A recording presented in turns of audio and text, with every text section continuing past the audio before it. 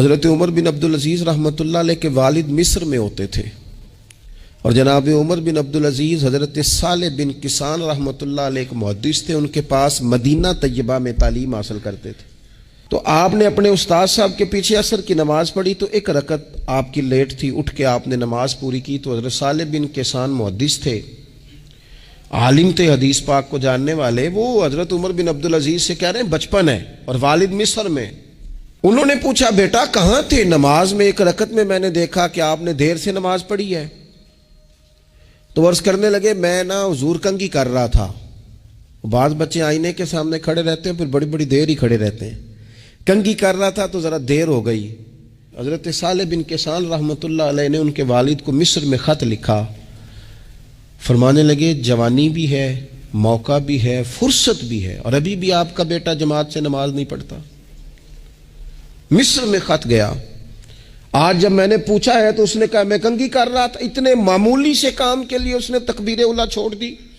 اب وہاں مصر میں بیٹھے والد نے یہ نہیں کہا کہ مولوی صاحب آہستہ آہستہ ٹھیک ہو جائے گا، آپ کو کیا ہو گیا ہے، کوئی بات ہے کرنے والی؟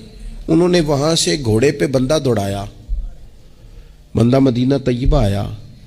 اس نے کہا جاتے ہی عمر بن عبدالعزیز کو لے جانا حجام کے پاس اور اس کے سارے بال اتروا دینا، اور اسے کہنا پتر جن بالوں کی وجہ سے نماز رہ جائے ان بالوں کو سر پہ نہیں رہنا چاہیے۔ تیری جماعت کی رکعت رہ گئی پتر، اتنا بڑا کام، اللہ کے حضور حاضری کا موقع تھا۔ پھر اس کا ریزلٹ کیا نکلا؟ حضرت عمر بن عبدالعزیز بادشاہ بنے۔ 39 سال عمر میں انہوں نے پوری امت کو خیر سے بھر دیا۔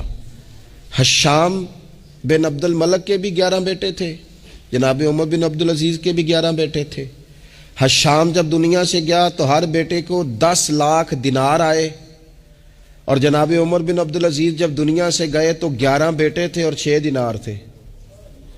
اور جاتی دفعہ کہنے لگے پتر اپنے باپ پہ شکوہ نہ کرنا، تمہارا باپ بزدل تھا، 2 رستے تھے، یا تو میں اپنے لیے جہنم کٹھی کرتا اور تمہارے لیے جائیداد بناتا، لیکن میں بزدل تھا، دوزخ سے ڈر گیا، میں جائیداد نہیں بنا سکا، اپنے باپ کو معاف کر دینا۔ تو بچے کہنے لگے ابا جی ہم جس گلی سے گزرتے ہیں لوگ اٹھ کے کھڑے ہو جاتے ہیں کہ نیک باپ کی اولاد جا رہی ہے، اچھے باپ کے بچے جا رہے ہیں، ہمیں کوئی ضرورت نہیں جائیدادوں کی۔ وہ شخص جو یہ بیان کرتا ہے نا کہ 6 دینار چھوڑ گئے تھے، وہ کچھ کفن دفن پہ لگ گئے، کچھ اور کسی کام لگ گئے، 6 دینار کل بچے بچوں کے پاس، 11 بیٹوں کے پاس۔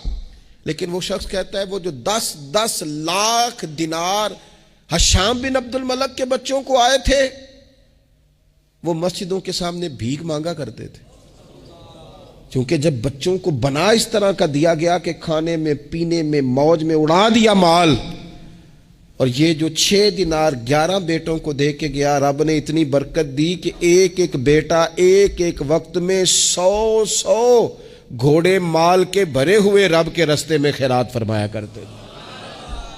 اصل دولت اولاد ہے، اصل دولت اس کا اخلاق ہے، اصل دولت اولاد کی اخلاقی تربیت ہے۔